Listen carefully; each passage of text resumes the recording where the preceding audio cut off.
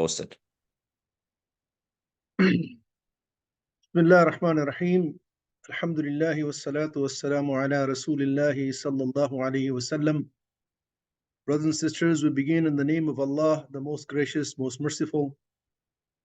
Indeed, all praises belongs to Allah subhanahu wa ta'ala, and we ask Allah subhanahu wa ta'ala to send His peace and blessings upon our noble messenger Muhammad sallallahu alayhi wasallam. Brothers and sisters, assalamu alaikum wa rahmatullahi wa barakatuh. I am actually delivering this webinar from my hotel room in Medina al-Munawwara, where I am these few days before I return back. And so hopefully everything will be fine connection-wise or otherwise. And with that being said, let me go through the webinar with you, inshallah.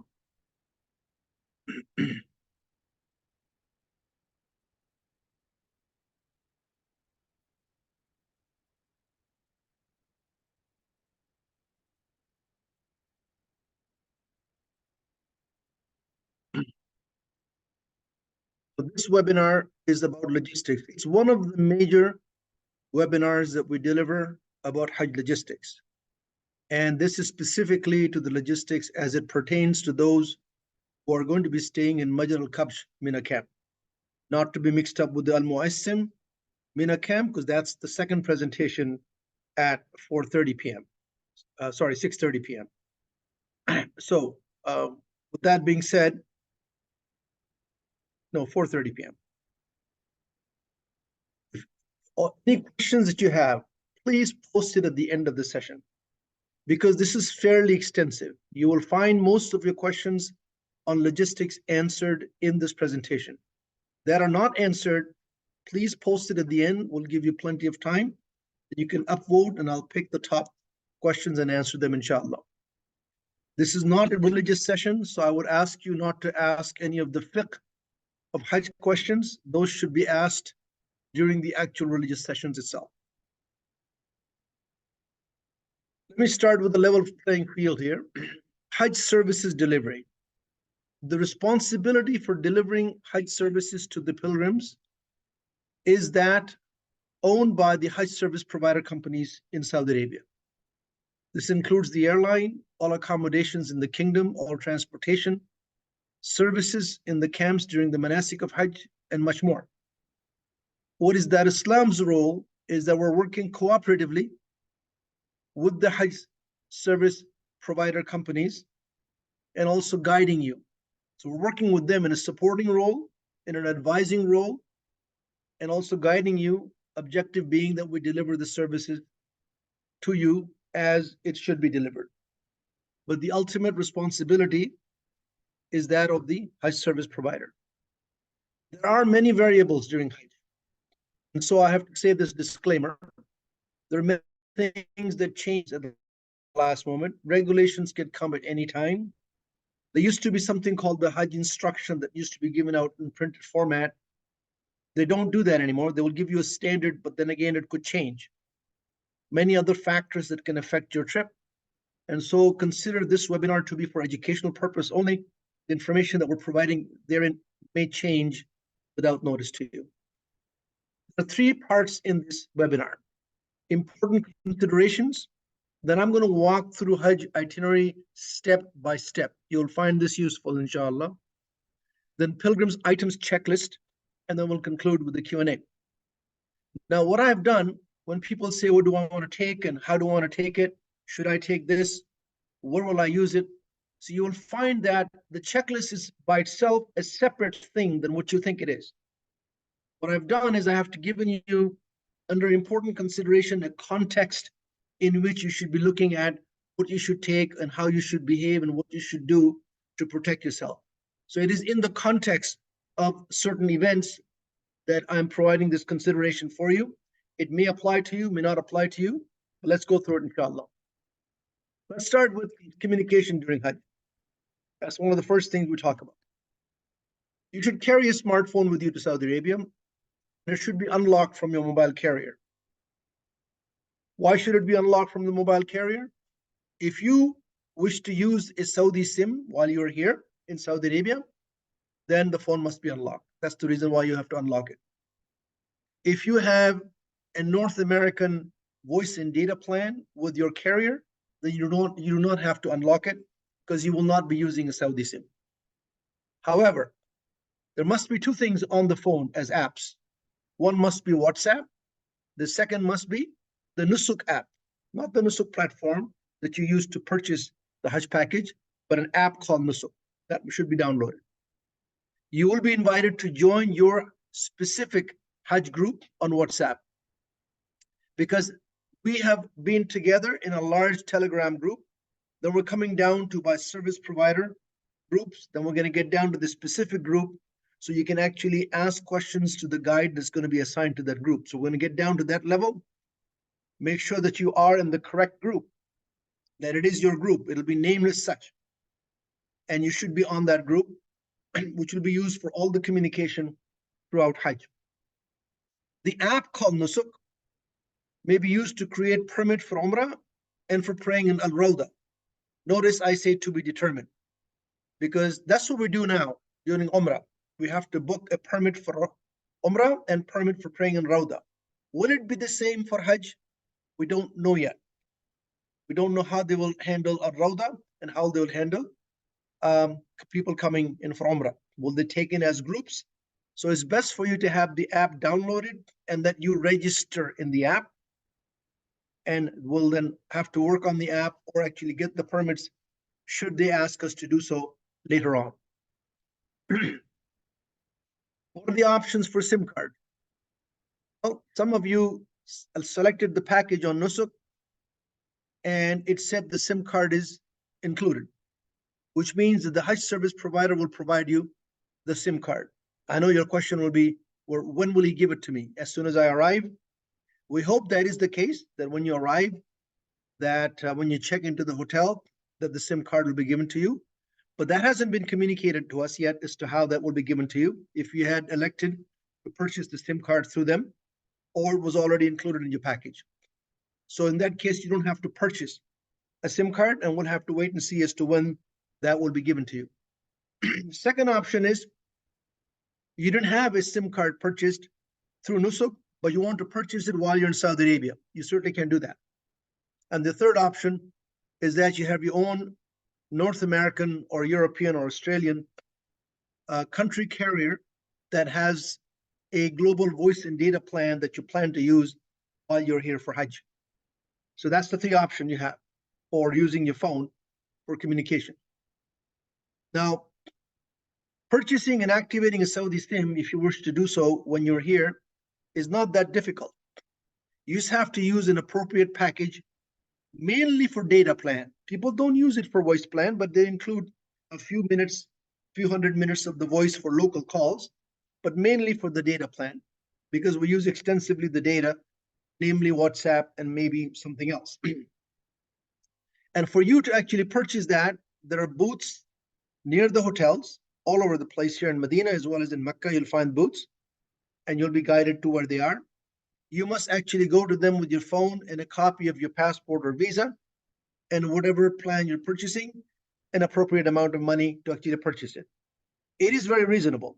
It is approximately maybe $20 to get a 15 gig data plan out of Mobile. So it's not that expensive.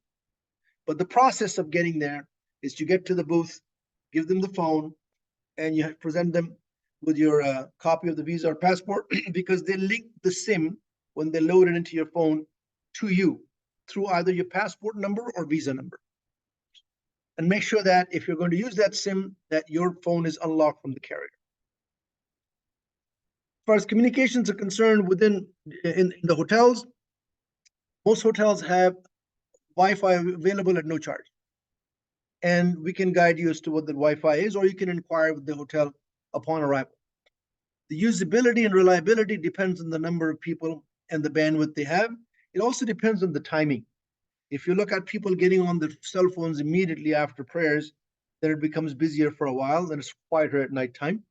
But it's not that bad for what I've used so far. Know that WhatsApp-based calling does not work with Wi-Fi. So if you have Wi-Fi, you don't think you need a SIM, you can call home on WhatsApp like you do over there. It is blocked in Saudi Arabia. You cannot use your phone to call somebody in Saudi Arabia on WhatsApp. It is blocked. So it may work with your North American number, calling from a North American number or Australian number or a UK number or a Canadian number to another Canadian number. It may work, but generally speaking, there is something that they control.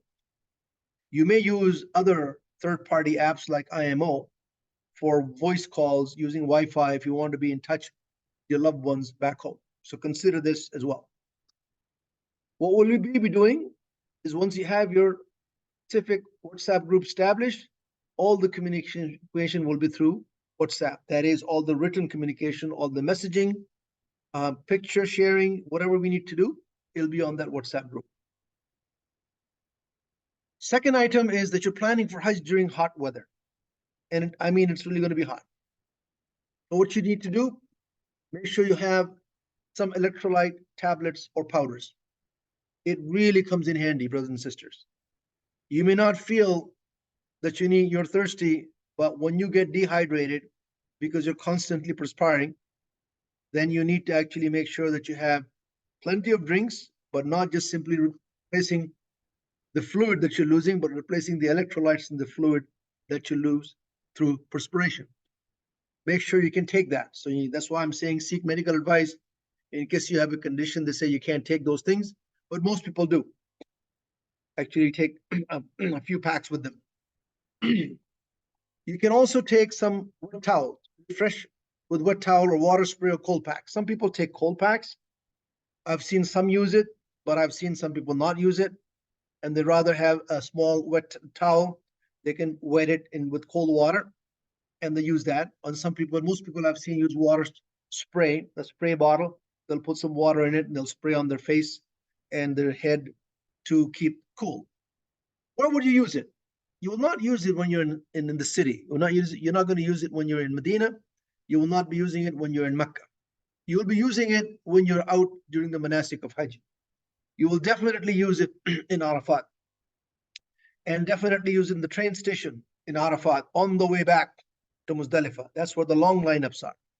You'll use it in Muzdalifah and you'll use it in Mina as needed, as such. And don't be shy in using it. But I've also given you an expected outdoor temperature between 110 and 116 Fahrenheit, was 43 to 45 Celsius. I should also tell you that last year it was 48 degrees Celsius during Arafat, 48. So prepare for hot weather. These are some of the tips of what you should consider carrying with you. What you also do is avoid prolonged exposure to the sun. If you can avoid it, please do. Please stay in the shade. If you're sensitive to sunlight, then consider perfume-free sunscreen lotion. Most don't need it, but I've listed it here in case you're one of those who's too sensitive to sunlight. You can take perfume-free sunscreen lotion. The reason it's perfume-free is because you're likely going to be using it during the state of ihram when perfume is not allowed. The part that most people get exhausted and sometimes get sick by is that they don't pace themselves. When you are here in these holy lands, you want to spend as much time in the haram praying, and that results in you staying up most of the time. You want to go for tahajjud, then you want to stay after fajr, then you have breakfast, then you don't sleep as much. You can do this for 3 or 4 days. After a while, after the 3 or 4 days, then you lose all the energy and you really get sick. So it's important for you to listen to your body and pace yourself accordingly and take plenty of rest and get used to the fact that you're not getting your 8 hours sleep at night.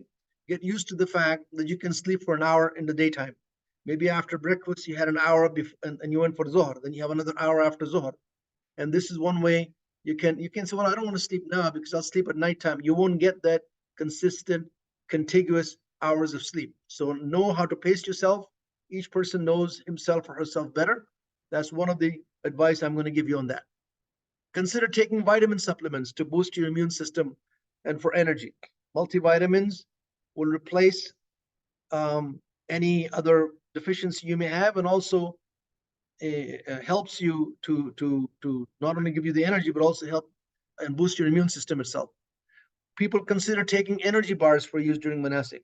So you can get them from Costco, use energy bars, and just carry a few with you and make sure that you can, munch on them whenever you feel low on energy, it'll give you some some strength at the time. Okay. Now wear light clothes. When you are going to be in this hot weather, you can wear something. For the men would be a thobe, just like they do wear here in Saudi Arabia. Shalwar kameez. If you're going to wear pants and shirt, make sure they're baggy pants, and they're made of cotton. Okay, they breathe. For women, it's the same thing: shalwar kameez, baggy pants. Or if they're going to wear an abaya, because you're going to be outdoors, out of your room in an abaya, it doesn't really matter what kind of clothes you wear underneath the abaya, because you're not exposing yourself to any non-mehram except in the room.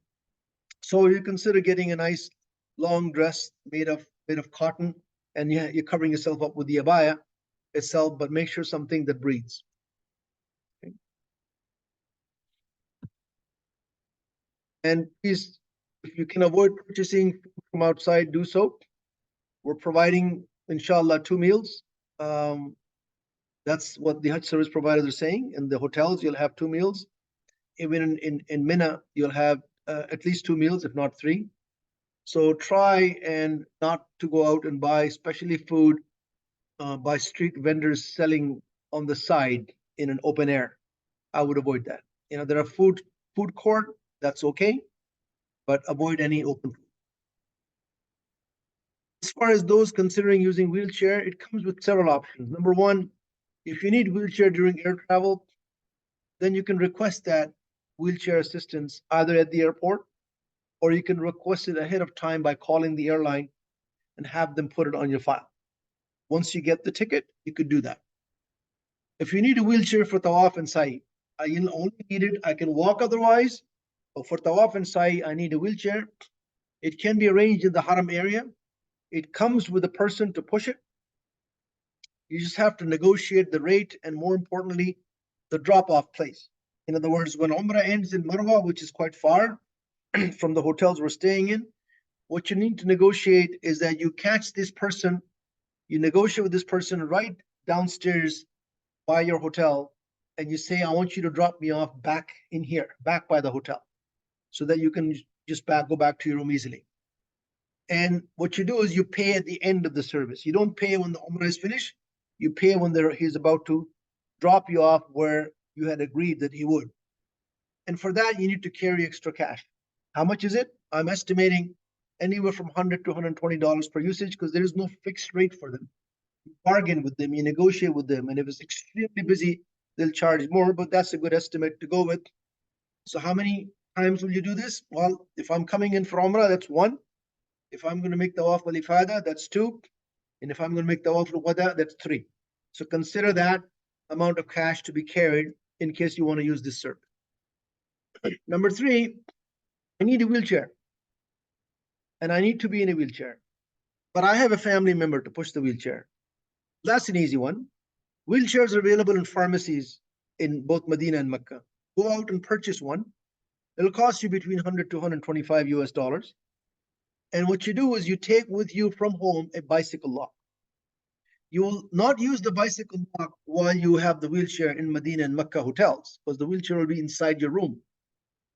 But when you're out in the manasik of Hajj, there's no room sometimes to put the wheelchair inside the camp. The camp has many people in it. So what you do is you find a post somewhere and you tie the wheelchair with the bicycle lock so nobody else borrows it without asking you. They may return it, but not when you need it. That's why you need a bicycle lock to secure the wheelchair in the manasik of Hajj. And at the end of Hajj, you can donate it so that others can use it as well, and you get the reward for it. That's option number three, a family member to push. Number four, a few questions in the previous webinars have been asked about this. We don't know what the solution is. Let me be upfront. You're looking for a wheelchair without assistant. There's no one to assist you, and you need someone to assist you during the manasik of Hajj. Okay, maybe I should have reworded it. I need a wheelchair and an assistant during the manasik of Hajj. That would have been proper wording of this. Need a wheelchair and an assistant during the manasik of Hajj. Just send your request to Dar Islam's designated agents. You have the agents for Al Burj and Sira Mawasim and Abdul Latif Jamil. Send them your requests, identifying who you are. We will consolidate the request and send it to the Hajj service provider and see what he can do for you. If he can do something for you, he will let you know and what the additional cost will be. Generally, what it means is this. It means that you're going to hire a person to push the wheelchair during the manasik of Hajj. But it's not just a matter of labor. This person is going to be performing Hajj because he's going to be staying in the camp with you. He's going to be riding the train with you. He's going to eat in the camp with you. So it's like you're paying for somebody performing Hajj, or at least the manasik of Hajj. It's not just the labor part of it. And that's where they have difficulty sometimes, because the labor as to how much you can bring in, that is something a service provider has to get approval from the appropriate authorities before he can bring the labor in. That's why we're just sending them the request, and they will let you know if it is possible, and if so, at what additional cost. And the cost is more than the labor, as I've explained. Okay. So sorry.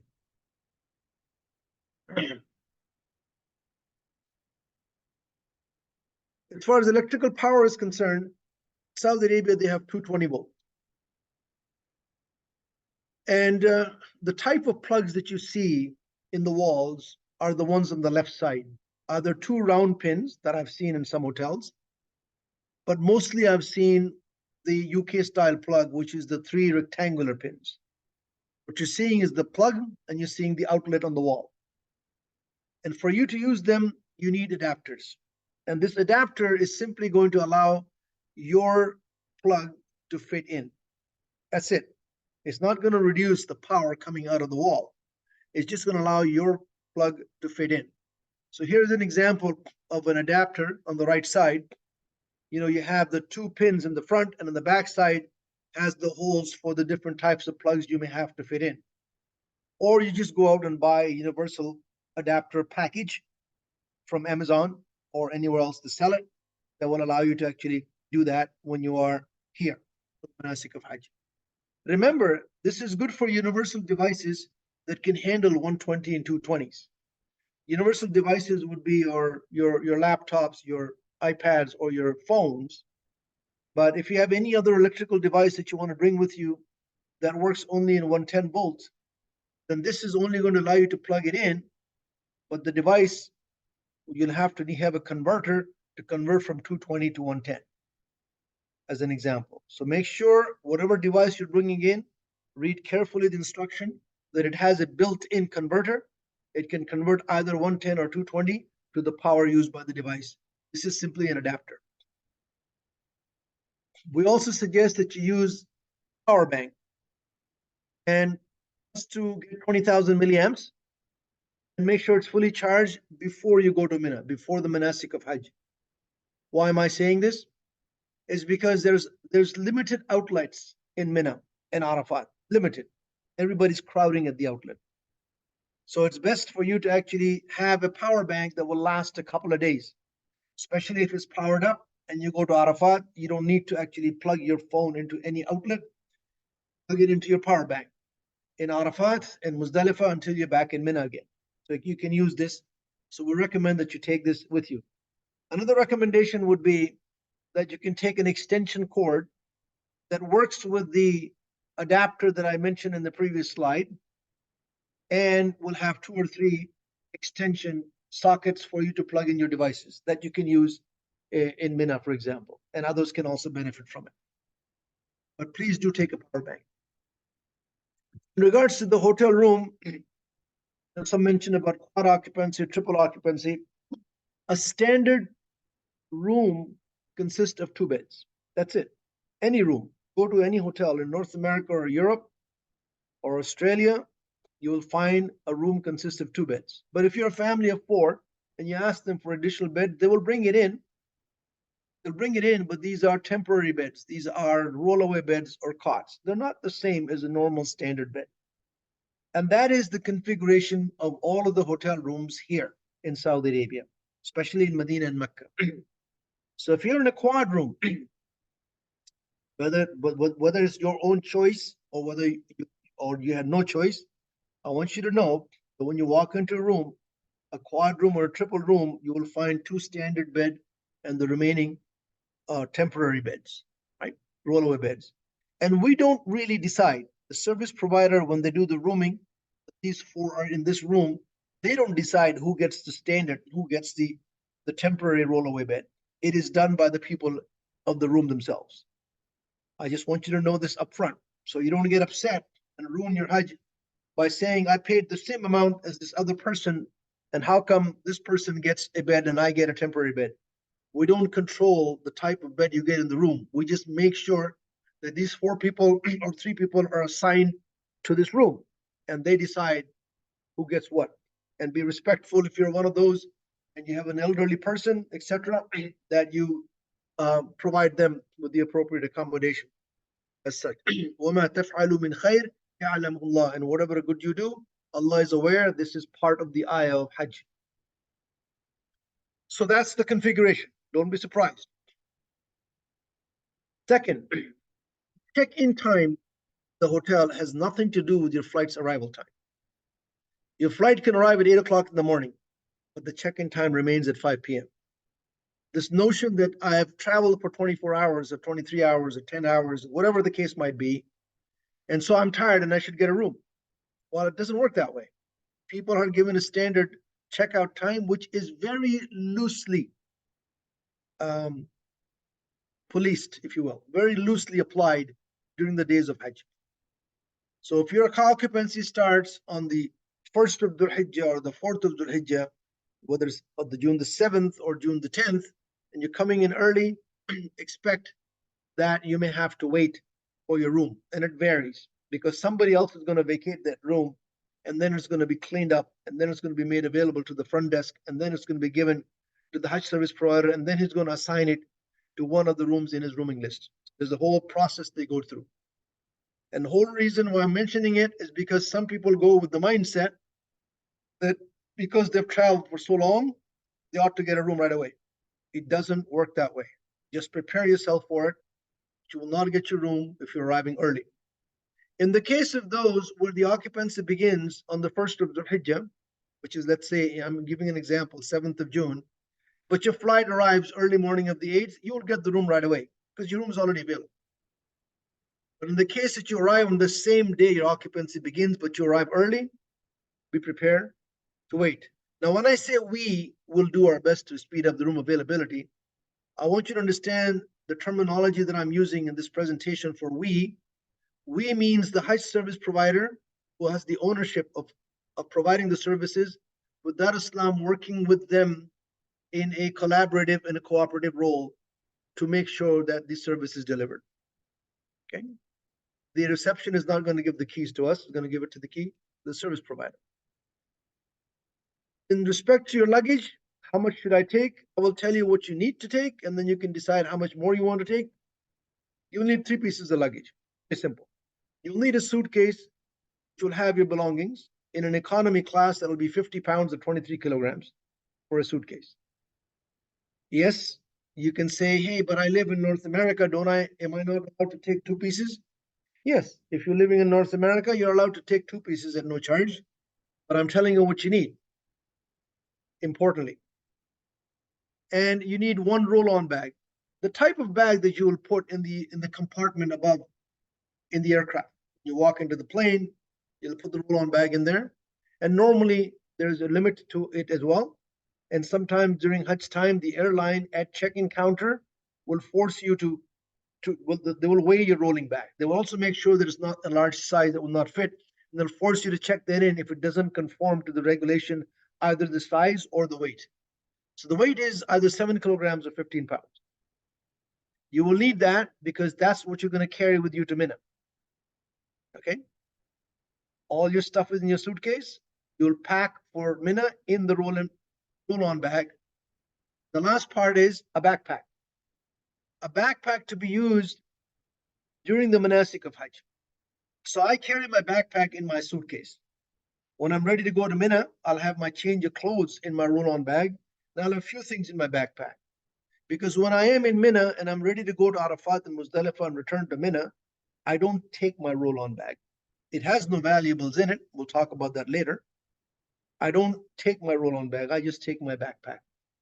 Has my Quran in it, has my prayer mat in it, has my meds in it. Maybe if you want a dua book, and I have plenty of electrolyte tablets in it or powder in it, and I've got extra bottles of water in it. And that's what I carry with me. Light from Mina to Arafat to Muzdalifah and back to Mina. These are the three things you need. Now, let me walk you through the Hajj itinerary in steps.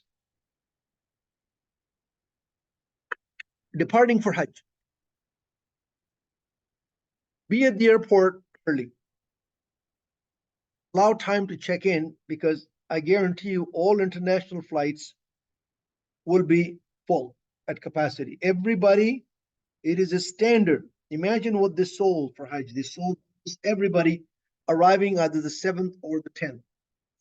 That not just what you purchase, but worldwide, because the occupancy is sold in blocks in Saudi Arabia. 1 to 4 Zulhijjah or 4 to the 14th Zulhijjah. So either you arrive on the 1 or sometimes a bit later, as the case in some of the Hajj service provider block flights. You can see they're coming in late and missing out 1 or 2 days of their stay in Medina. There's also a deadline as to when you must come in. But those flights are all full. So please be at the airport early and check in early. And here's my advice to you. If you're taking a domestic flight, to connect with an international flight to Saudi Arabia, I'll give you an example. You live in Canada and you're taking a domestic flight from Calgary to Toronto, and from there you're going to take Turkish Airlines. Or you live in the United States. You're taking a domestic flight from Columbus, Ohio to JFK, and from there you take an international flight. That domestic carrier, if they tell you at check-in time that, hey, I can take your suitcase all the way to Saudi Arabia, don't do that, please. Do not. Because if that intra-airline transfer is missed, either in Toronto, didn't get transferred from Calgary's flight into the Toronto's flight on Turkish Airlines, or the other example, it didn't get transferred from Columbus, Ohio into JFK's flight on Turkish Airlines, then neither airline owns that. The domestic carriers say, I actually sent it. The international carrier will say, but I never received it. And I've seen a situation like this when you arrive here in Saudi Arabia, that your luggage is lost, you file the lost luggage report, they can't trace it. It's sitting at the point of departure airport. It's sitting either in Toronto in the example that I use, or it's sitting in JFK. You pick it up on the way back. So sometimes it never arrives and you pick it up, and sometimes we can get through to them and then they send it to you. But then again, you're only staying in one place for 3 or 4 days, and then your manasik starts. So you cannot be without them for 3 or 4 days. So it's best for you, taking a domestic flight, you check in your domestic luggage to the international port of departure, claim it, then walk into the airline that you're flying with to Saudi Arabia and check it in. Now you have given it to them yourself, and you have their baggage tags, and they are responsible for delivering it. That would be my advice to you. If you happen to be in Mecca First program, we would have shipped you the ihram before your departure. Make sure you have the ihram and the accessories in your carry-on bag, because you will change into the garment before you land in Jeddah if you're in a Mecca First program. In which case, all the ihram preparation like ghusl, trimming the nails, removing unwanted hair happens at home, right? And you have your ihram with you, but ihram also requires you to have the appropriate slipper with you, and you may need a money belt. So you take all of that in your carry-on. Men will change into the ihram clothes either during the transit, if you're transiting through to Cairo or to Dubai or through Doha or through wherever it is. You have 2 hours, 3 hours to transit, you have overnight, doesn't matter. That's where you're going to change to the ihram garments before you get on the flight to Saudi Arabia, before you get on the flight to Jeddah. And the intention is made when the plane takes off towards Jeddah, and an announcement is made that miqat will be approached in 30 minutes. We're approaching the miqat in 20 minutes. You don't wait for 20 minutes. That's when you sit down and you make the intention for Hajj or for Umrah, actually. The only exception is if you're taking a direct non-stop flight that goes from JFK or Washington, D.C. or any other place directly into Jeddah, in which case you will change your ihram garment in the aircraft. But normally Saudi Airline has a prayer place in the back. You don't change it in the toilet. You'll soil the ihram garment. You go to the back when the cabin lights are off, before they start serving the last meal, which is 2 hours before landing. You go in the back when it's dark, you go in there and you quickly change and come back and sit down, and you make the intention when they announce the miqat is approaching. For women, there is no specific garment for you to wear. You must be Islamically dressed, and you'll be wearing from home. You'll do the same prep from home and wear that garment, and you'll be entering into ihram in that garment in when the miqat approaches. And that's where you make the intention. It only applies to Makkah First program. Let's assume that you're arriving directly into Medina. I have a few slides on that. So look at the top part of it. It says direct from USA, Canada, UK, or Australia. So you're coming into Medina. Again, the lineup can be long, depending on the volume and the flight's arrival time. There might be 2 other flights before you. Remember, you still are responsible for your luggage through customs. So you're going to go through passport control, claim your luggage, and get out through customs. If, on the other hand, you cannot find your luggage, you have to file the lost baggage claim and get a receipt from them. Don't walk out from that restricted area because you couldn't find it. I'm going to tell somebody from the service provider team that I couldn't find it, but he cannot do anything for you unless you have that report that you filed at baggage services at the airport. So important, if you cannot find your luggage, file the report before you come out. Now, what has also happened is luggage look-alike. Don't just pick up the red suitcase because it was yours, because other people might be traveling with suitcases that look exactly like yours. Check the tag to make sure it is yours. Don't swap it. Be careful with that. And if you're carrying a green card or a PR card, make sure that that is never given to anyone. The whole purpose of you carrying the permanent resident card is so you can re-enter back in your home country. It is not going to be asked for at passport control when you arrive in Saudi Arabia. It will be asked for at check-in counter when you're returning back home. If you're coming back to United States or Canada, or wherever you're coming from, they will want to know that you have the ability to enter that country by seeing your PR card. But make sure you keep that with you. Don't hand that over to anybody in passport control. Okay? Just keep that with you and keep it safe. Our reps, meaning the service provider, working in cooperation and coordination with Dar Islam, will direct you to the appropriate bus. Assuming your destination is Medina, you've arrived in Medina, that's your destination. Just make sure you take your luggage to the appropriate place. They will help you with that. They will either take it in bulk, and then the luggage gets loaded onto the bus, and you continue and you move on towards the hotel, but you keep your valuables with you. However, if you arrived in Medina, we've had those questions already in the previous webinars, and you're saying, but I'm actually going to Mecca. My port of entry happens to be in Medina because of the way the flights were. Abdul Latif Jamil did this, and so I had no choice, but I'm actually going to Mecca. In which case, they will meet you at the arrivals hall after customs, and they will transfer you either by bus or train, depending on what's available when you arrive in Medina. Okay? It's not a guarantee that it will be a train. So it depends on what's available. It's too early to make that decision at this time. And so you will be then presented with, you can land without ihram, but you have to pretty well soon get into the state of ihram, in this case, because the miqat is just 5 minutes outside of Medina. Okay? But they will decide how to transfer it. You will still be carrying, as if you're going to Mecca first, carrying your ihram and accessories with you in your hand carry luggage. I've shared this with you in the past. I want you to take a look. Again, this is the map of Masjid al-Nabawi. I have listed all the hotels associated with all the packages from all 3 service providers. You'll get an idea as to their location near the Haram. Now, around the boundary that you see the white that looks like stars. These are actual umbrellas that open up during the day to shade the marble floor from the sun. But then you have this metal fence, the steel fence around the masjid, and each of the gates has a number associated with it. For example, I'm staying now in Movenpick Hotel, and I will enter the haram from gate 328. So when I go to a hotel, whichever hotel you're in, the first time you go to the haram, make a note of the gate number you're entering the haram with. This way you'll know how to get back to your hotel. 10, the scheduled lectures in the hotel that will be provided to you. WhatsApp will be used for communicating that. Ensure you follow the instructions of Ziyarah of Medina. Every package has a Ziyarah of Medina where you go to Quba and Uhud in Qiblatain, and just follow your admin guidance in terms of, okay, what happens next? Oh, here's the lecture. What happens? My luggage is going to move. I'm going to Mecca. All of that will be given to you.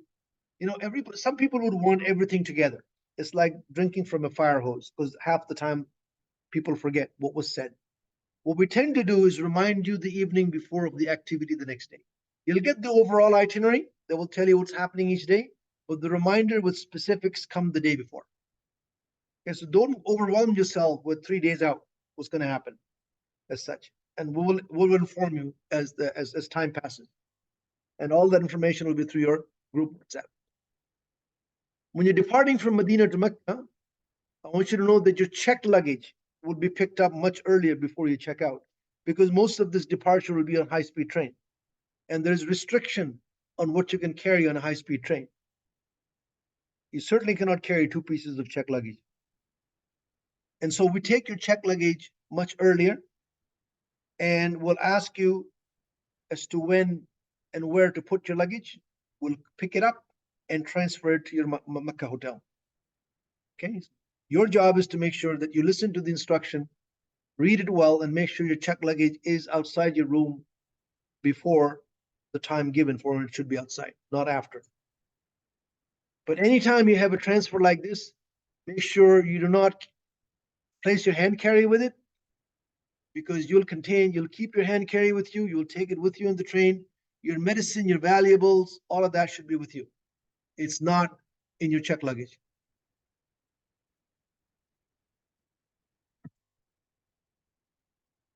Now I'm going to turn around and talk about arrival in Jeddah. Let's say you arrived in Jeddah directly from USA, Canada, UK, and Australia. Again, the same thing. Immigration and customs may take up to 2 hours, depending on how many people are there. You are responsible for your luggage through customs. So after passport control, you'll go pick up your luggage, claim your luggage. Same rule applies. Report any lost luggage if you can't find them. Make sure you pick up only your own luggage. And then Hajj service provider representatives working with Dar Islam will see you outside customs hall. Make sure you keep your valuables with you. You always keep your green card with you. Don't ever hand that over to anybody else. If you're going to Mecca, the transportation is provided by third-party service provider. It's not that the service provider, Hajj service provider, or Dar Islam can bring this nice luxury bus for you. It is controlled by, because there's so many people transit through this, it's controlled by the authorities.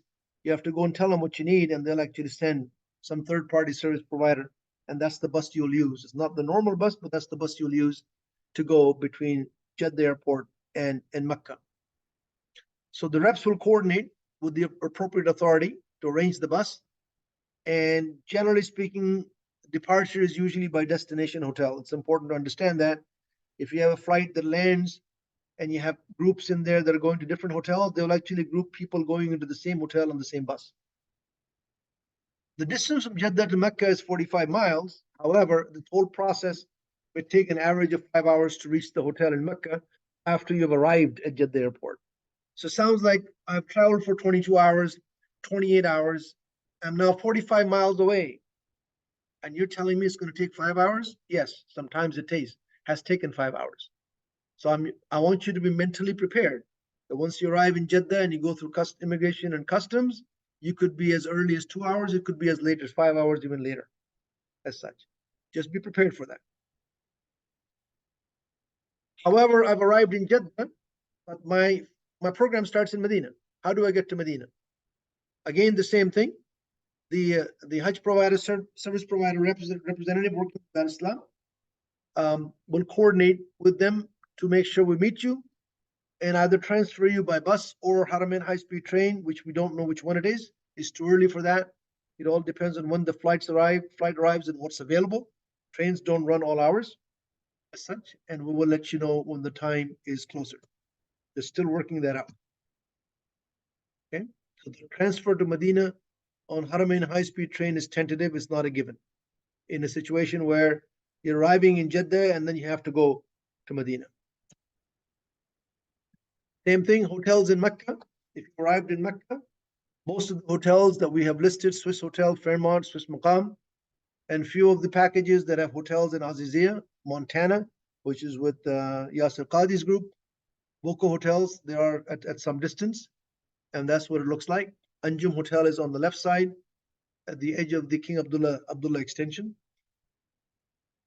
Same thing, get familiar with the direction to the Haram, know exactly which gate you enter, because you can find that gate number inside. Because once you're in the Haram, you don't know where you sat, but if you look inside, I came in from this gate, I came in from King Abdulaziz gate, I came in from King Fahad gate. I need to know how to exit from that same gate so I can get to my hotel. Make sure you rest after you perform Umrah. This is where you have to pace yourself. And if you want to go for Salah, it's not like you can go there 15 minutes before.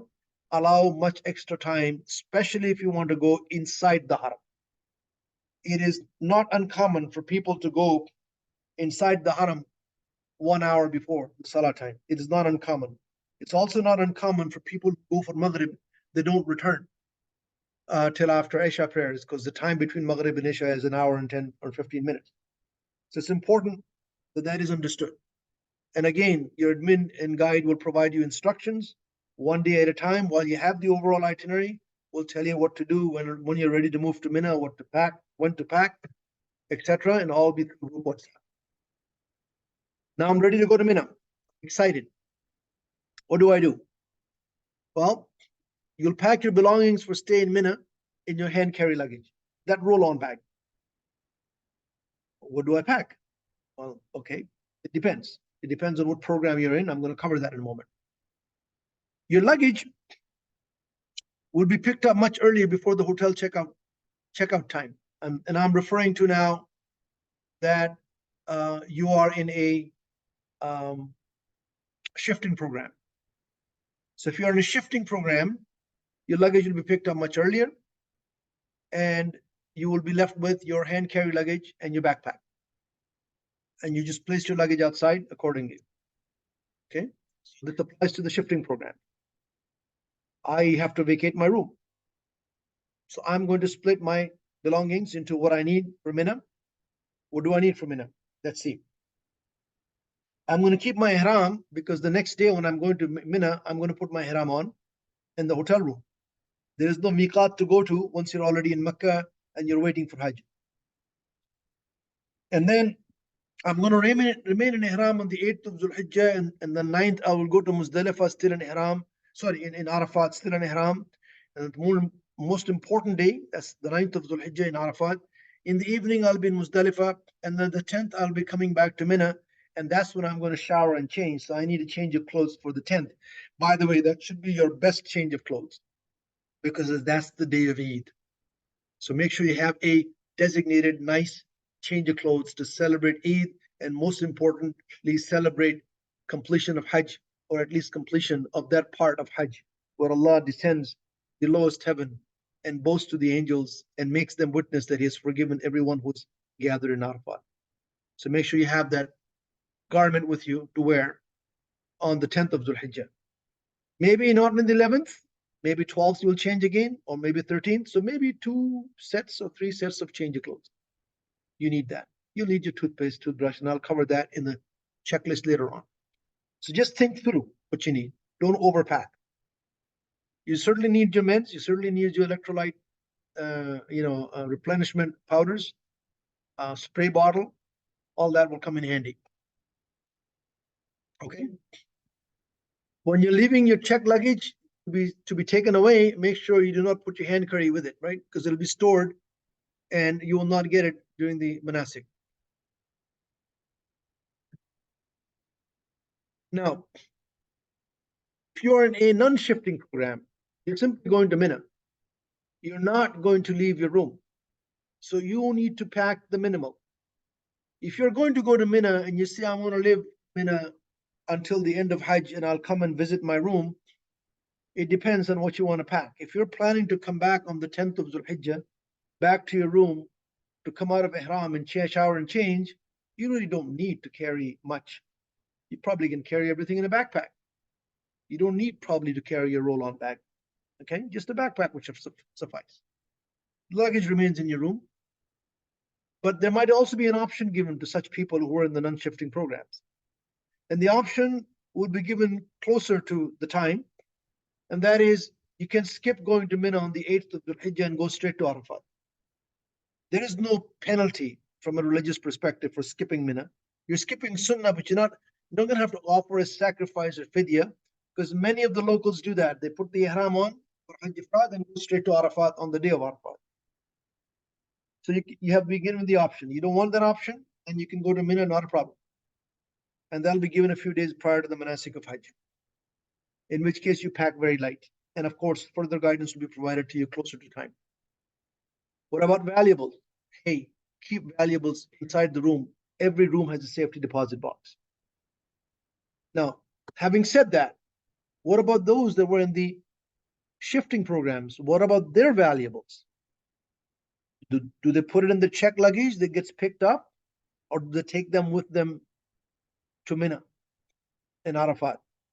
What we're working on, and we've done it in the past several times, is that we will actually collect from each person in the shifting program, or at least give them the option of giving us their valuables for safekeeping during the manasik of Hajj. Normally, we provide them a strong bag, like a plastic bag, that they put their passport, their credit card, debit card, extra cash, etc.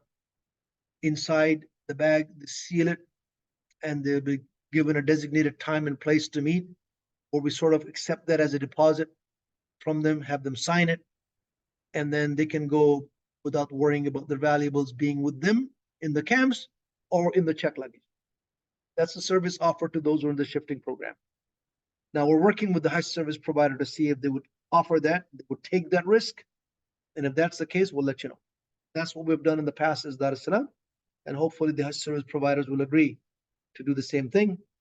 And we'll then take care of the valuables. So you are going to be going there carefree. You don't have to worry about the valuables. And that's very big. It's something that is, they'll give you peace of mind, if you will. Okay. Mina camp, I think you've seen this before in my previous presentation. I'm showing you two different camps, Majar Alkabsh, which is Camp A, and Al Muassim.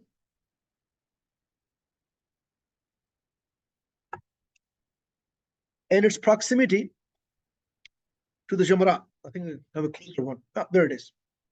So this is your camp on King Fahad Road. And you can see where the Jamarat is, right in the middle of the screen, right?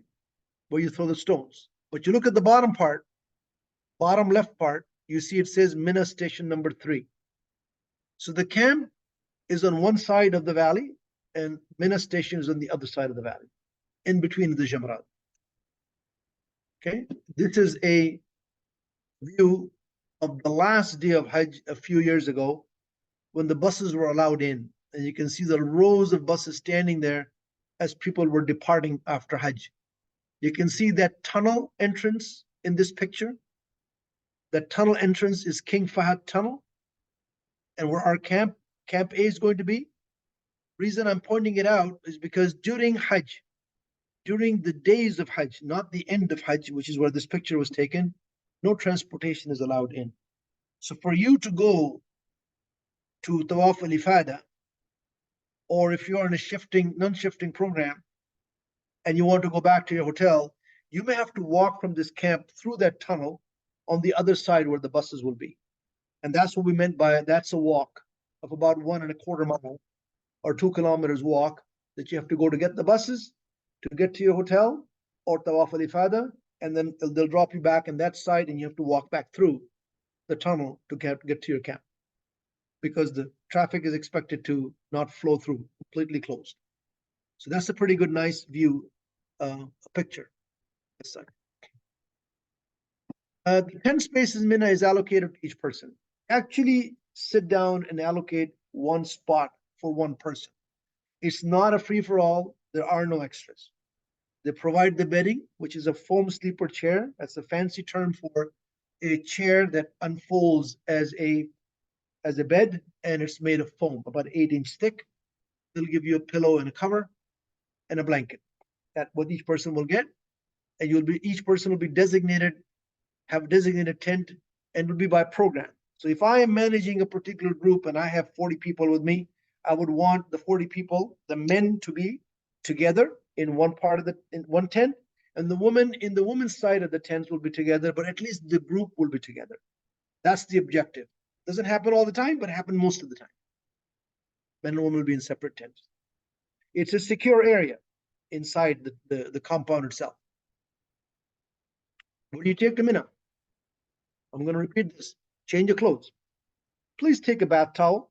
If you're going to take a bath over there, they provide a small hand towel. They don't provide a bath towel. So a bath towel would suffice. Toiletries. You want to use your shampoo, your toothpaste, toothbrush, any other essential item for staying overnight. Right? I normally will take, for me personally, I will take about my thobe and my pajamas and my undergarments that I will wear on the day of Eid, and then I'll have maybe 2 more sets like that. That's it, with me, and I'll have my toothpaste, toothbrush, my meds, if you will. I will have my prayer mat with me in my backpack. I'll have my Quran with me because I'll take my prayer mat and Quran and with me to Arafat when I go, right? And I'll take my medicine with me, if you will, right? This is. It'll take a while before it sinks in, and you'll be able to visualize it as to how you ought to pack. That's what I meant by, instead of giving you a list of things to take, I'd rather give you the context of where you're going to use them and how you're going to use them and when you're going to take them. Toilets are North American style toilets, which means they're not hole in the ground. There are ceramic tiles on the bathroom floor. They have handheld showers within the bathroom stall. And what I also tell as a tip to people is carry some extra plastic bags with you, the grocery bag type plastic bags. Because when you walk into the bathroom, you will see people hang their clothes on top of the door. But when you're taking a shower, it could get wet. So what I do is I take my fresh clothes in the plastic bag and I tie it. There'll be a hook to tie it in. And then I'll put my dirty clothes on top of it so I can take a shower and then I can go and wear my fresh clothes from the plastic bag. Those small tips will also come in later on as well. Meals will have catering stations set up. There'll be lineup for meals. We try to manage the lineup by saying, okay, this group will start now and the next group will start next time. And the group leaders normally manage that by calling out the group, come and get your meal as such. And it'll be separate for men lineups, and men's meal station will be separate than women's meal station. There'll be a variety in meal. Generally, the drinks is available 24/7. You'll have a container, a cooler. The coolers will be spread throughout the camp. One will have water in it. One will have juice in it. One will have pop in it. Diabetic, you have to look out for yourself because everything in terms of water, other than water, will be loaded with sugar because people need that during the hot days. And there'll be normally tea and coffee stations 24/7. There are some fridge available as well that have drinks in it. The idea is that we don't want you to get dehydrated, so drink as much as you can. Now, please help tents clean and dispose the garbage that are inside the tent because people will take the meal. There's no place to sit and eat. Sometimes you'll see a husband and wife because they're in separate tents. They find a small place to sit and they're having the 2 trays together and they're having their meal together. That's fine. But in the end, most people will bring their meal into their camp, make sure it's clean, and make sure when the time comes for congregational prayers, you fold up your foam sleeper chair. So the jama'ah will be inside, the lectures will be inside. There are dedicated bathrooms separate for men and for women. There are lineups. Just think outside the the normal thinking, and which is if you're going to line up half an hour before salah, it'll be a lineup. If you are going to make yourself you have your wudu an hour before salah, then you'll probably have a shorter lineup or no lineup at all. So think outside the box when it comes to when to use the toilet. But do not stick sanitary napkins or diapers in the toilet. Just make sure it's kept clean for the next person. You find it clean, You make sure it keeps clean for the next person. Do not wash clothes in the bathroom. Do not leave your hair discarded ihrams. People do that. They come out from Muzdalifah and they hang their ihram instead of hanging it on top of the door. They just drop it and it's just drenched wet. They just take in the shower. They don't care what the other person finds in there or not. That is not Hajj. You have to be careful. You have to look after your fellow brothers and sisters as such. We would provide huge bins. Just pick it up and throw it in the bins if you don't want to carry it with you, but don't dump it in the bathroom itself. Just be careful. And please get plenty of rest, because by the time you come back in or before you go to Arafat, people are anxious, so they're talking. What's going to happen? Are we leaving tomorrow? How are we going to get there? How's it? Just prepare for the most important day. The reason why you're going, the reason you're spending the time and the effort and the money, and that's the day of Arafat. Better to stay away from idle talk and engage in dhikr, especially when you're in the state of ihram. More so than anything else, especially in the state of ihram. Departing from Mina to Arafat will be through the train, Al-Mashayar train. Al-Mashayar train runs twice, 2 days in the entire year. It consists of about 12 cars. It holds 250 passengers in each car. There are 3 stations in Mina, 3 stations in Muzdalifah, 3 stations in Arafat, and we are in Mina station number 3. And that's where we're going to go to. And it doesn't stop, it doesn't hop station to station. It loads up everyone in Mina station 3 and it will probably drop us off in Arafat station 3. So it's a station to station transfer. Okay? You will be given an allotted time. It's not up to us. I don't think it's even up to the Hajj service provider. I think it's up to the Ministry of Hajj. They want to empty that area. They might be giving you time even before Fajr to go and get the train and get to Arafat. So just follow the allotted time to ride the train. Because you're near the train station, they don't allow bus transfers. So you have no choice but to ride the train. Now we do have to walk to the train station from the camp on the way to Arafat and walk back from the train station to the camp when you return back from Muzdalifah. Okay, you stick with your groups, stay with your group all the time. Here's a Google map. So it gives you an idea of where the Mina camp is, when Marat is. This is station 3, 2 and 1, Muzdalifah 3, 2 and 1, and then Arafat 3, 2 and 1 at the bottom. The good thing here is this: while there is a lineup to get on the train, and there's a lineup to even get on the platform in Arafat and Muzdalifah, but once the train moves, Mina to Arafat is 15 minutes. Literally 15 minutes. And that's the advantage of it. So they've taken away the congestion on the road by providing the train service, but they have put in a people congestion at the train station. And that's something we have to work on. How do we get there? Well, this is one of the ways to get there. You'll walk to one of those circular buildings that you see, and you'll take the escalator up to the top ramp and just walk all the way to the train station. Okay. The departure will be according to the program. Your group leader will advise you of the departure time. People are so anxious, they'll come out and stay by the front gate. Don't do that. Everybody will be taken to Arafat. Nobody's ever missed in all these years that I've been doing Hajj. Just stay in your camp until you're told. But I'm here, my wife is on the other side. Would she know? How do we know? We will coordinate all of that so the families are put together. What you don't need to do is you need to come out by yourself, and when your group leader asks you, where's your wife? I don't know. She should be okay. Let's go. No, don't do that. Make sure families are together. So there is an area for gathering. Once you come out of the camp onto the street before you move towards the train station, that's when we want the groups to be together. Have you found your relatives? Are they together? Yes, that's when we move. That's such. But there's plenty of time. But don't panic. Just stay in your camp until you're told to come out.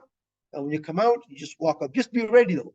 What you shouldn't do is, oh, I'm supposed to come out. Let me pack now. No, you should be already packed. But let me go to the bathroom now. No, you should have already done that. Right? So we will tell you the timing of it, and we'll just simply follow based on that. You're going to take the essentials.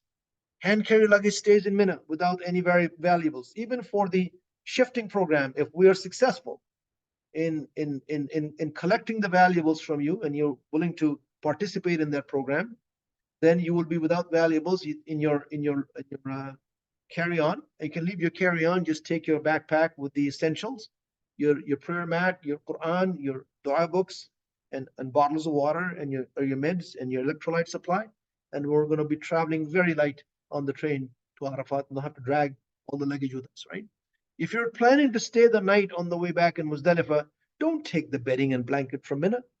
You don't need to do that, because if the bedding and blanket is soiled, they're not going to give you a replacement one. The sleeping bag or mat will be provided by the Hajj service provider. That's what they told us. And so don't take any such bedding with you. You're going to go, it's just a matter of a few hours, literally a few hours. And we must ride the train within the allotted time. Arafat camp is located near the train station and has large tents to accommodate each program, separate tents for men and women, industrial AC units, indoor carpeting, ample area for sitting and congregational prayers. We actually have khutbah of Arafat and the prayers of Arafat, the Zuhr and Asr that is prayed in Arafat, held in women's camp separately, the scholar going there, the khutbah being held there, and men's camp separately. So everybody gets to actually hear the khutbah of Arafat and pray the Zuhr and Asr together. Such. So there's also outdoor carpeting, and you have open buffet when you get there for breakfast, and then you have lunch, but just don't eat too much. You have cold drinks. Make sure you all have enough drinks for the trip back from Arafat to Muzdalifah. Will you be stuck in a train station lineup for maybe an hour and a half? Don't dehydrate yourself. Make sure you keep drinking. Oh, but brother, if I drink, I have to go to the bathroom. Please, drinking. Chances are you won't go to the bathroom despite drinking 3 bottles of water, because you don't realize how dehydrated you are. But if you don't drink, what has happened is people just drop. They faint because of heat exhaustion and the fact that they were dehydrated. Just look after yourself, okay? As such. Now, this is important to understand. This is Arafat, and I'll tell you a story of last year. So the large tents were zipped down, entrances were closed, and they blasted AC units all night. When we walked into the morning, it was nice and cool inside. But once you open up the front, where people are in and out all the time, into the camp, out of the camp, as the sun rose, and we prayed out Dhuhr and Asr, and the khutbah of Arafat, and then lunch was being served, you can see it was getting very hot inside. AC is blasting. I had the sisters start complaining, saying the AC is not working. Brother Azhar, the AC is not working. So I took the technician with me, had the sisters cover up. We walked in there. The AC is set to 16 degrees Celsius. AC is set to about 60 degrees Fahrenheit. It's just that it's blasting as high as it can. It was 48 degrees outside. So the temperature inside was warm. It's not that the AC wasn't working. AC was working. So it's very easy to think AC is not working, but you have to be careful, because if it's going to be a hot day, you're going to have to go through that heat. And be careful, remain hydrated, because you don't realize you're perspiring, and you have to make sure that you understand that we're going to do the best we can. But it's not that the AC is not working, it's just that AC can't keep up with the front of the camp always open, and you're sitting inside a tent, and you have a sun blasting right on top of the tent at a high temperature. And that's part of what you go through in Arafat. The day of Arafat is the main reason why you're going there. So when you get there in the morning, a lot of people get busy and start engaging in conversations. Some people will start engaging in dhikr. Some people will get engaging in saying talbiyah. Just make sure you're rested so that you don't fall asleep in the afternoon. Rest in the morning. I've seen people go in the morning and they go and take a nap. They actually sleep and they get up at 10:30, 11 o'clock in the morning, the bathroom early. So they will avoid the lineup and make the wudu, and they're now waiting for the zawal time to start so we can have Zuhr and Asr and khutbah and then wuquf of Arafat. And we can go outside in the sun holding an umbrella and make our individual du'as, and there'll also be group supplication. But please stay within the gated area. There's no point in going outside. Just stay within the gated area. It is one of the worst places to get lost. You can't, it's very difficult, even if you have a map, to know where you are. and there's no reason for you to go outside because the Prophet ﷺ said that all of the plain of Arafah is a plain of standing, place of standing. All of the place of Arafah, the entire place is a place of standing. And it makes sense. It cannot be just going to the Jabal. That'll be only for a few people. So stay where you are, and you can stand inside the tent, you can stand outside the tent. Just pace yourself, and remember, this is the day where Allah subhanahu wa ta'ala frees most people from the fire of hell than any other day of the year. And you're going to be participating in it, inshallah. We'll depart from Muzdalifah after Maghrib within our allotted time. Ride the train. Make sure you're with the group. Expect long lines at train stations. Sometimes we're actually inching our way up to the platform. That inching our way up takes an hour, hour and 15 minutes, hour and a half. And then you get to the platform. There are two lines in the platform. First one is when the train leaves, and you get into the second part. It takes a while. But once the train moves, you're there in Mina in about 10 minutes. That part is where you need to remain hydrated, and you'll be standing there for a long time. Muzdalifah has a private area for our pilgrims. It's near the train station. It is carpeted, and you're going to go there, find a spot for yourself, lay down your mat or sleeping bag, make your wudu, pray Maghrib and Isha, grab something to eat, and get some sleep. Washrooms are within the area. Don't go anywhere outside the area. There's no point in doing so. If you do so, we can't find you. I wouldn't know as a group leader where to send somebody to look for you. I have no idea where you are. It's so easy to get lost in that part. There will be two departures from Muzdalifah to Mina. One will be after midnight, those who want to stay half the night, and they're allowed to leave after midnight. The women, the children, the weak and the sick and the elderly, they're allowed to actually leave in the middle of the night. The rest of them, it's wajib to stay till Fajr, and they'll stay in Fajr. Make sure you're the appropriate group when you're departing from Muzdalifah for Mina, back to the camp. When you arrive back in Mina, you'll follow the same path that we took, except what they do. Except what they do is that instead of bringing you straight down, they have you walk through the Jamarat. So you would have picked up the stones in Muzdalifah. And so as you're coming into the camp, before you reach the camp, on that day, you're supposed to throw 7 stones as Jamratul Kubra, the big shaitan, and you do that on the way, and then you're back in the camp.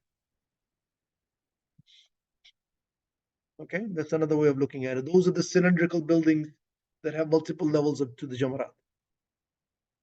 Going for Tawaf al-Ifada, we use air-conditioned buses between Mina and Haram. There'll be schedule provided for when you're leaving the camp for Ifada and Wada and end of Hajj. And for shifting program, we'll tell you when your schedule is, and you'll go accordingly. We'll tell you where the drop-off area is, because you don't have a hotel anymore. So where exactly we're going to dropping you off in the Haram, and that will be the place. You're going to go from there to the Haram, make Tawaf al-Ifada, come back to that place, and the bus will bring you back, inshallah. It'll be by group number and program, and you'll be advised when that is. Normally, it starts on the evening of the 10th of Zulhijjah and the 11th. 2 days basically covers it all, 11th evening into the 12th. For non-shifting programs, because you have your hotel room with you, you will return to Mina each night from your room. So I've given you a schedule. You can perform Tawaf al-Ifada anytime because you're visiting your room. So on the 10th of Dhul-Hijjah, which is the day of Eid, after you come back from Muzdalifah, you'll go to Mecca. But remember, you have to come back to Mina by Maghrib time, because it is wajib that you spend more than 50% of the night in Mina. So you have to come back to Mina. And after you go past midnight in the early morning of the 11th of Dhul-Hijjah, you've spent more than 50% of the night in Mina, then you go back to your hotel. And then you come back in the afternoon, because now you have to throw the stones in the afternoon. And here you'll stay the night in Mina. So the only 2 trips. On the 10th, going to the hotel, coming back before Maghrib. On the 11th, leaving early in the morning, and then coming back in the afternoon and throwing the stones and staying the night. And on the 12th, you throw the stones early in the morning and you head back to your hotel, and your Hajj is complete. Jamarat can be crowded at times. Your group leader will advise you when it's best time to go, and always go to the Jamarat as a group and not individually. And for those who are in Majar Alkabsh, again the same route. You basically go through one of those buildings, escalator number 1, go up to the level that's open, and walk through each of the Jamara, and then come out. Make a right turn. Don't go straight, don't go left, make a right turn, and you'll be back in your camp. At the end of Hajj, for those who are in the shifting program, You'll be staying till the 13th of Zulhijjah. And then you'll go to Aziziyah from there, and you'll perform Tawaf al-Wada based on when you're traveling to either Medina or return flight from Saudi Arabia. So I'm covering both here, covering those who've started in Medina and now in Mecca in a shifting program, and at the end they will be departing, or those who are actually in Mecca and they'll be going to Medina because they still have to go to Medina. Either way, they are going to be in Aziziyah on the 13th, and most likely on the 14th is when they'll depart to Medina if they're going to Medina after Hajj, or they're going to depart to the airport based on their flight departure time. Transfer to Medina, inshallah. If you're in a Makkah first program and then transferring to Medina, that'll be on high-speed train. And by the way, don't forget to pick up your valuables before leaving Mecca if you participate in the process, and so that it'll be with you when you're going to Medina. The non-shifting program, your Hajj ends on the 12th of Hijjah, which is fine. You're back in your room. You'll make the Tawaf al-Wada anytime prior to your departure from Mecca, and either you will go to your airport if your program ends there, if it was a Medina first program, or if it was a Mecca first program, then basically you'll transfer to Medina most likely on the 14th of Zulhijjah by train. Zamzam and dried dates will be provided to you. Sorry, not Zamzam. Complimentary Zamzam will be provided to you. It comes in a 5-liter box, sealed already, and it's provided at the airport. And you need to have that with you as you're checking in. It's not after check-in; it's before check-in, because they will actually put in a luggage tag on it, so that it can be transferred to your first point of arrival. What about dates? You can take dates. Make sure you declare it. Make sure it's packed, and it's okay to declare it and call it dried dates. You should be able to take dates back home. What I have now is the items checklist. Consider this to be a checklist to use as to whether you're ready or not. Okay. Number one, travel document. Make sure you keep a copy of your passport. God forbid if you lose it, at least your respective country's consulate can help you get back home. You might be stranded for a few days until this is sorted out, but at least you have a copy of it. If you lose your passport, you don't even have a copy, then that's a serious issue. Make sure you have a copy of your Hajj visa. Always keep it with you. If you have a green card, PR card, keep it safe, but keep a copy extra separately from the original. Airline ticket is with you, and you have proof of vaccination validated for meningitis immunization ACYW135. Can be seen on demand. My suggestion for cash is, as mentioned in the previous webinar, is about $500 per person.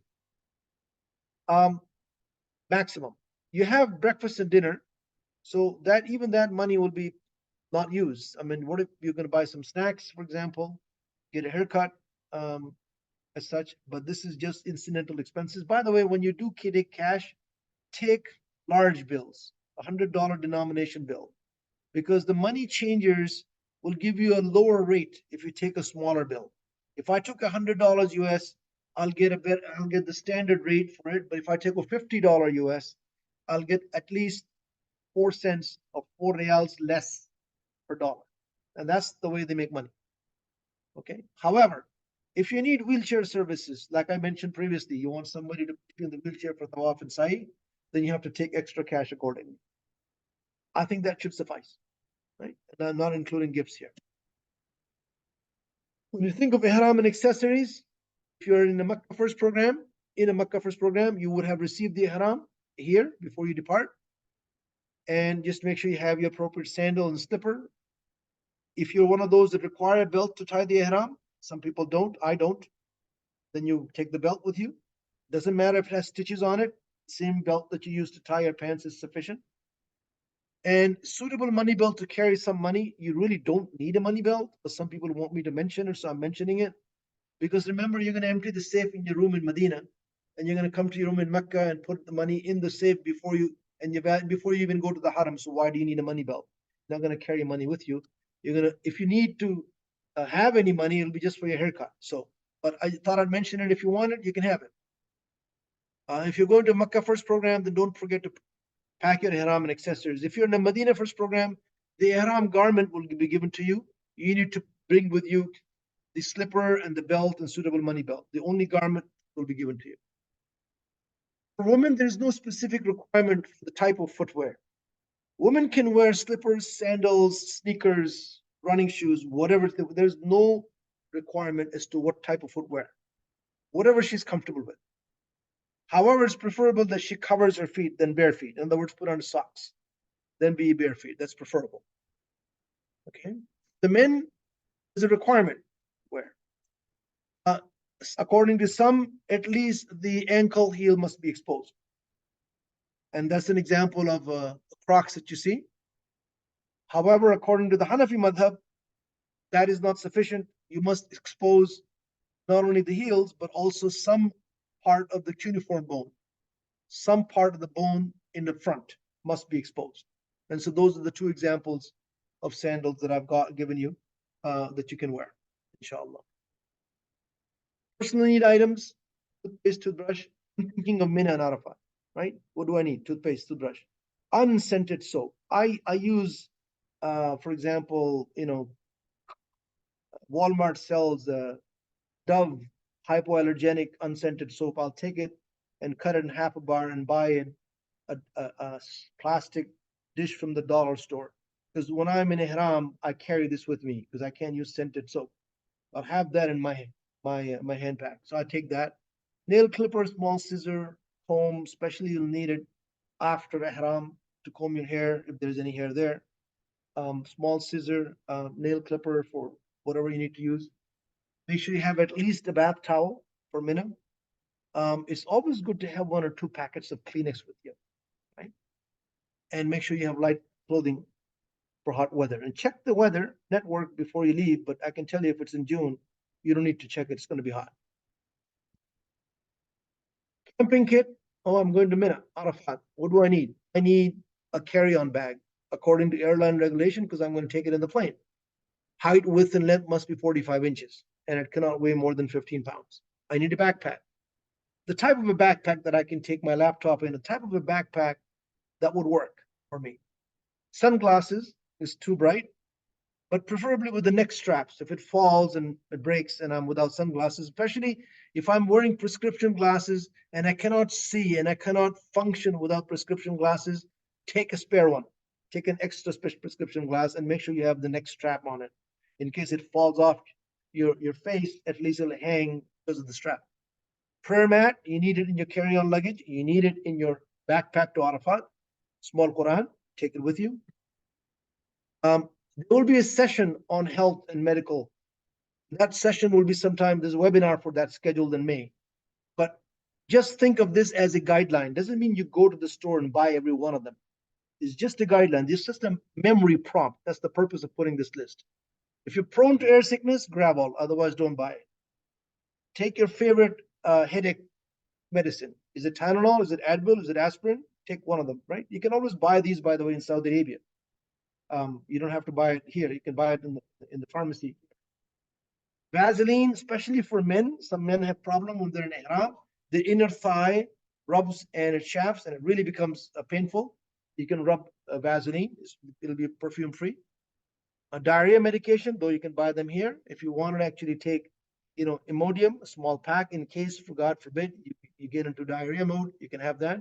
Take some face mask, and please do take electrolyte tablets or drinks or powders you can use over there. Sufficient medication. I'm on prescription medication, which I am. It's a cholesterol, blood pressure, whatever, diabetic medication. You make sure you take sufficient quantity for the entire trip plus a few extra days. Just always carry those with you. And seek advice from physician for conditions that you are in, whether you're diabetic or asthma, how to manage it. And if you're allergic to specific drugs, then actually write it on a piece of paper and keep it on your person or wear a medical alert bracelet. Should you be unconscious, God forbid, we'll know that there is something about this person that we need to find out, and at least let your guide know, right? Whoever your guide is, let know I have these medical conditions just to be aware of, right? As such. And please do attend the webinar in May. So, brothers and sisters, I'm going to conclude this, and then I'm going to open up Q&A. This is the ayah of the Quran in regards to Hajj. Allah subhanahu wa ta'ala mentions Al-Hajj ashhurun ma'lumat. فمن فرض فيهن الحج فلا رفث ولا فسوق ولا جدال في الحج وما تفعلوا من خير يعلم الله وتزودوا فإن خير زاد التقوى واتقون يا أولي الألباب. Brothers and sisters, we're already in the months of Hajj. The months of Hajj starts with Shawwal, right after Ramadan, and Shawwal and Zulqada, and the first 10 days of Zulhijjah. These are considered to be the months of Hajj. So Allah subhanahu wa ta'ala says the months of Hajj are well known. And so whoever wants to undertake this journey, let him know there shall be no lewdness, no committing sins, and no arguments during Hajj. None of us wants to commit any of those sinful acts. But he's still telling us that we should be aware of that and avoid it. And the reason he's telling us is because we're likely to fall into it. You have thousands and thousands of people from various backgrounds and traditions and language. You can't even speak with each other. You're likely to fall into situations where you'll end up saying something or arguing with someone. So Allah is warning you ahead of time. Let him know you can't have these things. And then Allah says the flip side of it. And whatever you good you do. وَمَا تَفْعَلُوا مِنْ خَيْرٍ. He doesn't specify which good it is. It could be helping somebody cross. It could be pushing somebody's wheelchair. It could be anything. Whatever good you do, Allah knows it. And what I covered and what was asked in previous webinars and many of the other chats that I'm part of it is, what do I take? And Allah says, take provisions with you for the journey. But the best provision is taqwa, that which you nurtured in Ramadan. It is that which will prevent you from committing the fusuq. That will prevent you from committing rafas and jidal. Taqwa of Allah, that Allah is aware, Allah is watching you. You're conscious of Him in every word that you speak, in every action that you take. That which you nurtured and developed and elevated in the month of Ramadan, and now you're ready for Hajj because the Hajj month starts right after Ramadan. And Allah is saying that's the best provision you can take. And that, as if that was not sufficient, He repeats it by saying, Wattaquni, be conscious of me, O you who understand. So while we talk about provision, it is important to know what to take and what not to take. You can overpack yourself, but know the best thing you're taking with you is that you're going in the path of Allah subhanahu wa ta'ala to seek His grace and forgiveness and mercy, to come back as a person without any sins, or to come back whose Hajj is accepted and his name is written or her name is written among the inhabitants of Jannah. That's the reward of Hajj. What are you prepared to do? What pain are you prepared to go through to wipe all the sins and be written down as an inhabitant of Jannah? What are you prepared to do in terms of gaining Allah's pleasure? Be conscious of Him. Hajj is only for Him. Only for Him. You're doing it only for His sake.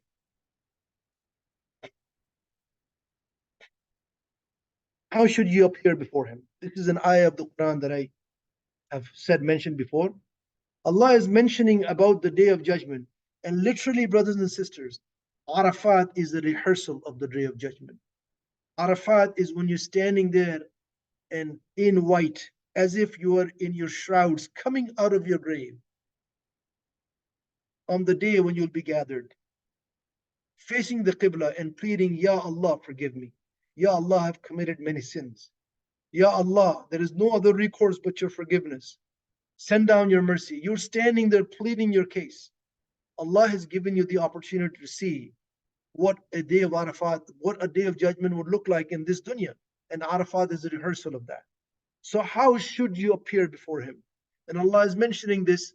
He says, this is the day of judgment. He says, the day when you will not be able to benefit malu wala banun, from your wealth or your children.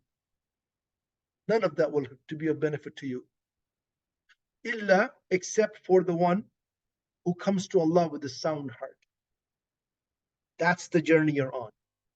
That's the time you need to spend between now and departure to make sure you cleanse your heart. Seek forgiveness of whom you have harmed. Seek mend ties, especially the kinship. Make sure you go mend that relationship again if they're not speaking to each other, brothers or sisters or, God forbid, parents. Make sure you seek that forgiveness from them so that you are purifying your heart so you can appear before Allah with that sound heart. That journey starts now. It should have already started. Starts now. Make sure you do that. Last part I want to mention is an ayah that pertains actually to the sacrifice that is offered at Hajj time. You're going to offer a sacrifice for Hajj. What does Allah subhanahu wa ta'ala says in the Quran, in Surah Al-Hajj? He says the meat of the animal does not reach Allah, neither does the blood, but what reaches him is piety from you. وَلَكِنْ يَنَالُهُ التَّقْوَى مِنْكُمْ. Again, that consciousness of Allah is what Allah is looking for, and a sound heart. So while it's important to know all the provisions that you need to carry, you could not talk about the tickets and the upgrades, but realize the core, the essence is you're doing it for Allah, and you must be conscious of Him and Him alone. And you want this to be a Hajj that is accepted by Him. That's the advice that I will leave you with. And I believe this is the last slide. You know, labbaik Allahumma labbaik, read the meaning of it. You are actually responding to the call. And in that is something that you can build on. Here I am, Allah, here I am. Here I am. You have no partner. Here I am. To you belongs all praises and blessings, and you have the sovereignty, and there is none that is sharik with you. You have no partner. Again, you are actually affirming your belief as the oneness of Allah subhanahu wa ta'ala in responding to His call. Here I am, O Allah. Here I am, because you called me. I heard the call. So this is something, it's not just a chant, just internalize it as to what it means. And may Allah subhanahu wa ta'ala grant ease in completing this journey, and I mean it, and guide us to the best of deeds that is pleasing to Him, accept our Hajj in our supplications, and return us home sin-free. Jazakumullahu khair for listening to this. I will now open up the Q&A. Brother Ahmed, if you're there. Yes, Assalamu alaikum, Brother Azhar. Yes, I've opened it up, and you have quite a few upvoted questions. Just for time purposes, I've paused the questions because it seems there's a lot of repetitive ones. And again, of course, we're going to have many sessions, inshallah. So don't worry, if it's not answered today, it'll be answered. Yeah, we can have one dedicated just to logistics questions. That's not an issue for me, right? Yeah. But I believe, if I'm not mistaken, I would say 90% of many people's questions have been answered. So Jazakumullah khair, Brother Azhar. I'm always learning also something new in all of these sessions, mashallah. And if I want to add one last thing while everyone or you get a chance reviewing the questions, I don't know if you've mentioned it, but I don't think I've heard it. But Brother Azhar, I remember one of the first sessions. I mean, these are probably 2 decades ago, when he said to the Hajjis at that time, he said, brothers and sisters, leave your watches at home, right? When you're tired, you're going to sleep. When you're hungry, you're going to eat. When you need to pray, you're going to hear the adhan. And when you need to do the masha'ar, someone is going to tell you need to go somewhere. So that's really it. Don't overthink it. And I think that's what you've heard. I mean, there's a lot of brothers and sisters I mentioned. Sometimes when they listen to the religious sessions, they say that they pretty much almost sound the same. Yes, because it's the same thing. It's very simple. It's straightforward, inshallah, and don't stress. It's very simple, and you'll see the checklists and the pilgrim, the packing list. Really, whatever you're gonna take, you're not gonna use at least 75% of it. I can guarantee you that. But we'll walk you through it. We'll guide you, and again, we're gonna have many sessions, as much as you can handle and as much as you are willing to listen to. We will be creating more and more than that, inshallah. So let's answer those, brother and sister. Brother Azhar, we have about so you can have also 10 minutes break, and inshallah we can begin the next session. If you want to just go power answers, that'll be greatly appreciated. I appreciate that, but then again, how do I know which one has the most vote? Do you just have to scroll down? No, there's on top here, right on the bottom of dismiss, there's a tab that says recent or most upvotes. Yeah, okay, got it. You can sort, yeah. Thank you. Yeah. Okay, Bismillahirrahmanirrahim. What carry-on allowed in Haram and train? 1 roll-on plus 1 backpack. The carry-on train allows you to have a medium-sized suitcase. The size is the issue. And 23 kilos or 50 pounds, 1. And a small personal bag, not even a backpack, but I sometimes take a backpack. That's what's allowed in the train. Will there be individual security safes? Okay, what happened to the question? Just dropped down. Will there be individual security safe in rooms when all occupants are in a quad room? No, when you're in a quad room, you have trust relationship with each other. One safe and you share the code, and has worked over the years. One safe and you share the code. That's as simple as that.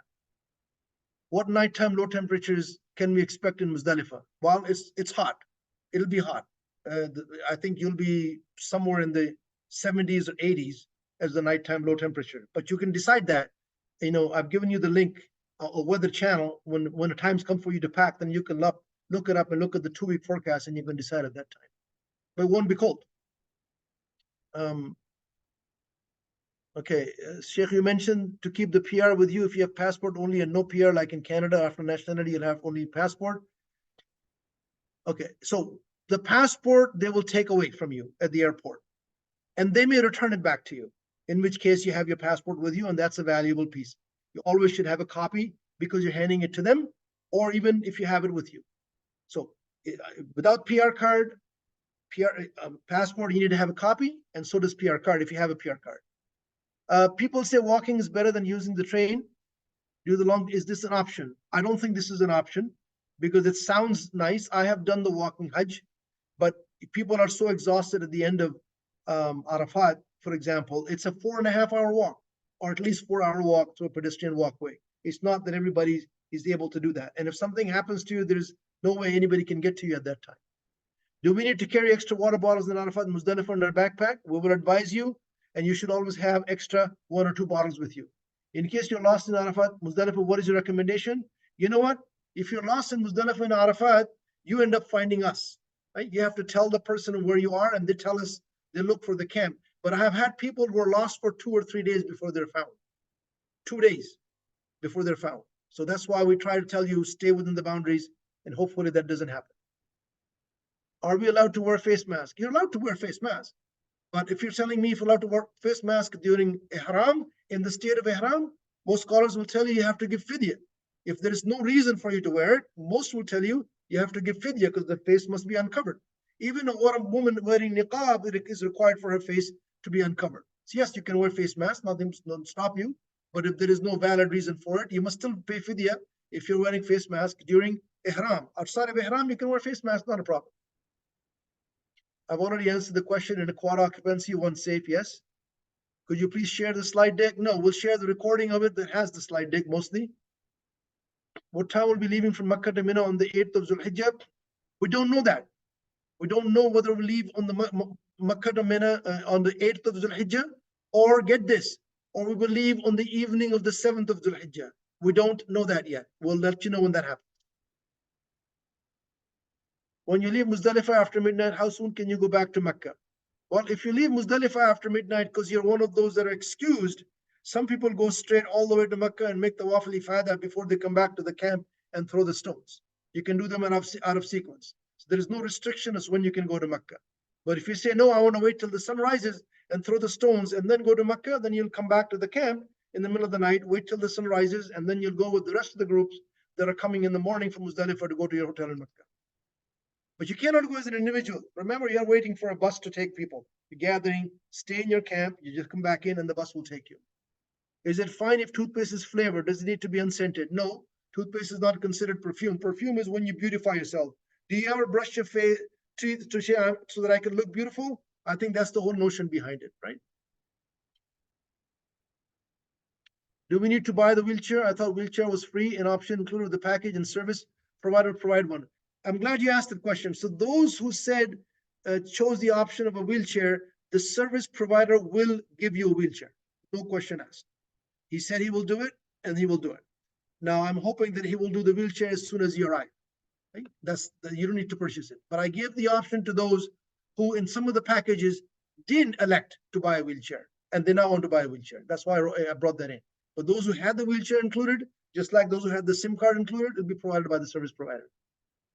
Can you take a carry-on, roll-on bag, and backpack on the train from Medina to Mecca? Yes, you can. So I'm here in Medina with the group. When I leave from here, I will take my roll-on bag and my backpack, which will have my laptop in it. In the train, that's not a problem. Do we need to have meningitis A or B? Meningitis, just consult with your physician. It is the one that is groups ACY W135. They don't specify which one it is, or if they do, I don't remember specifically what that one is. Just consult your physician for that. This is a good question. I want to make sure that I read that. What happened? Somebody took that away? Oh. In our group respective flights from our US gateways, will there be DST personnel that will travel along with us to help us with logistics issues en route? Brother Imtiaz, there is no logistic issues en route. I mean, when you're in the plane, you're in the plane. So honestly, if you're on a group flight, maybe somebody will be at the airport once you've checked in. Just like any other time you travel internationally, just go. And when you arrive on the other end, you'll have somebody there from the Hajj service provider to help you with that. I don't think you'll have logistics questions en route. Okay, Brother Samir, you're asking about shaving head and trimming. And because people have voted it, I'll answer that. I have a short hair already, less than a fingertip. When we do initial Umrah before heading to Mina, should I shave my head or just trim? Because then we'll have to shave our heads again. If you want to do Umrah, then ask the barber to use the trimmer and he trims your hair. Whatever is there, he'll just trim it. The trimmer can trim it very fine. And then when you're back from Muzdalifah, then ask the barber over there to shave your head. That's the best way to do it. If you Let's take one more question, Brother Azhar, and then you can end the session. Appreciate it. Third day of Rami on the 12th of Dhul Hijjah may fall on 19th of June. Our group leaves on the 19th. Can you help us make sure we do no? So Brother Sayyid, if you are leaving on the 19th of June, you are going to end your Hajj on the 18th. You cannot have it both ways. And I want to stay till the third day at the same time. I'm going to depart on the same day. Trust me, the logistics of departure is far more complicated than we have time to explain. It is not an exaggeration if I tell you that you have to leave Mecca sometimes 10 hours before. So if you are going to leave on the 19th, your Hajj ends on the 18th and the 12th of Dhul Hijjah, not the 19th. Jazakumullah khair. I know, brothers and sisters, that the questions will never end, and I'm so familiar with this, but I'm here and available if need be that we have another logistics question session. I'll be more than happy to have that, inshallah. So I hope this was useful to you. That's the main thing for me. This is a very comprehensive logistics mentioned in the context of where you're going to use it, how you're going to use it. But may Allah subhanahu wa ta'ala grant ease to us in this journey.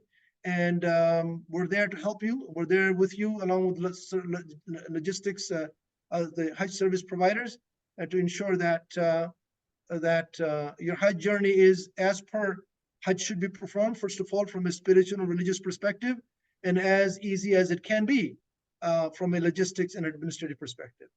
سبحانك اللهم وبحمدك نشهد أن لا إله إلا أنت نستغفرك ونتوب إليك. السلام عليكم ورحمة الله وبركاته.